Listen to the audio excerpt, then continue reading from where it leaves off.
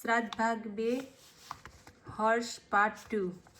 પરંતુ માનવીએ વિધિના હાથનું રમકડું જ છે ને, રમતા રમતા રમકડાને બાળક ક્યારે અને ક્યાં ફગાવી દેશે તેનો કાંઈ ભરોસો છે? વિધિના હાથનું રમકડું બનેલા માનવીનું પણ આવું જ નથી શું? અને એને કચડીને જાણે કે એણે મહાન વિજય મેળવ્યો હોય એમ ક્રૂર અટ્ટહાસ્ય કરતી વિધિ કચડાતા રીબાતા માનવને પરમ સંતોષથી જોતી ઊભી રહે છે। હીર પંડિત પણ આ ક્રૂર વિધિના હાથનું રમકડું બની ગયો। રાજ્યાશ્રિત પંડિતોથી તેને લોકમાન્યતા સહન ન થઈ। પંડિતો વિદ્વાનોમાં એક મોટો દોષ હોય છે, તેમના અંતઃકરણ અસૂયા અને મત્સરથી ભરેલા હોય છે। તેમનાથી બીજા પંડિતનો ઉત્કર્ષ સહન થતો નથી।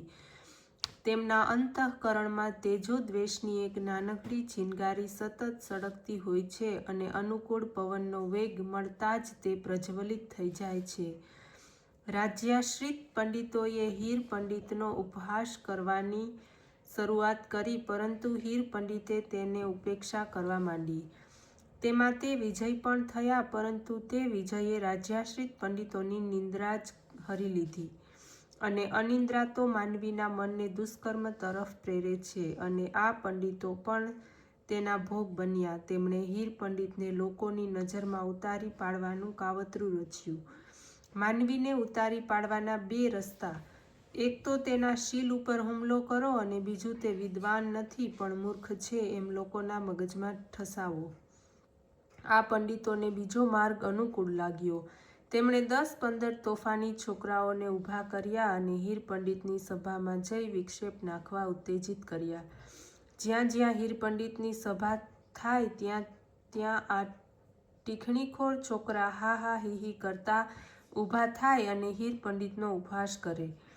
સાલુ છભાએ તેમને અટપટા પ્રશ્નો પૂછે। હીર પંડિત જવાબ આપી શકે નહીં। પહેલાં તમે વિદ્યા ભણો, પછી બીજાને ભણાવવા નીકળો એમ કહી તેમની ઠેકડી ઉઠાવે। 4-5 વાર આ રીતે પરાભૂત થવાથી લોકોને પણ લાગવા માંડ્યું કે આને કાંઈ આવડતું નથી અને એક એક કરતા લોકો વિખરાવા લાગ્યા।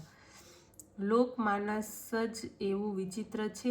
એક દિવસ પોતાનો પ્રિય વ્યક્તિને ફૂલાનો હાર પહેરાવી પડાપડી કરશે અને બીજા દિવસે તેને ખાસડા મારી પણ પાછી પાની નહીં કરે। લોકોને નાદે ચડેલા કુટુંબીઓને નાદે ચડેલા તેમને સારું લગાડવાના નાદમાં પડ્યા કે મુવા સમજો।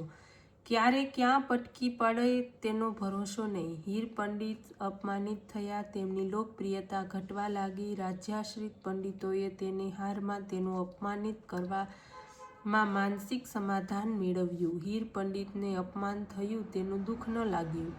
લોકોની નજરમાંથી પોતે ઉતરી ગયા તેનું પણ તેને દુઃખ ન હતું, પરંતુ લોકકલ્યાણના કાર્યને હાનિ થઈ। લોકોને હવે સાત્વિકતા તરફ વાળી શકાશે નહીં। તેઓ ઈશ્વરાભિમુખ થયા હતા, તે હવે પાછા ઈશ્વર વિમુખ થઈ જશે તેનું તેને દુઃખ હતું। આખા જીવન દરમિયાન પોતે જે ધારણા લઈ બેઠો હતો તેનું આવું દુઃખમય પરિણામ, આ વિચારે તેના અંતરને કોરી ખાધું।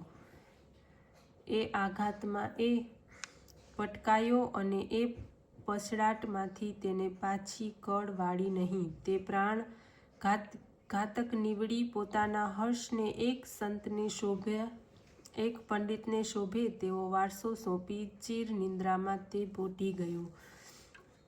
13માને દિવસે પરાઢીએ પોતાની વિધવા બાને બાળક હર્ષે નમસ્કાર કરીને કહ્યું, બા, તારા ઉપર મને ખૂબ પ્રેમ છે અને તારા સિવાય મારું બીજું છે પણ કોણ? બોલતા બોલતા તેની આંખ ભીંજાઈ। વિધવા માતા પોતાના એકના એક દીકરાને હૈયાસરસો સાંપી ચોધાર આંસુએ રડવા લાગી, બેટા, મારું પણ તારા સિવાય બીજું કોણ છે? પણ બા, તને યાદ છે ને કે મારા પિતાએ મને પંડિત થવા કીધું હતું? મારે વિદ્વાન થવું છે બા, તું મને રજા આપ। આવેશમાં માતાની ગોદમાંથી તે છૂટો પડ્યો, માતાને પગે લાગી તે ગુરુ ઘર જવા નીકળી પડ્યો।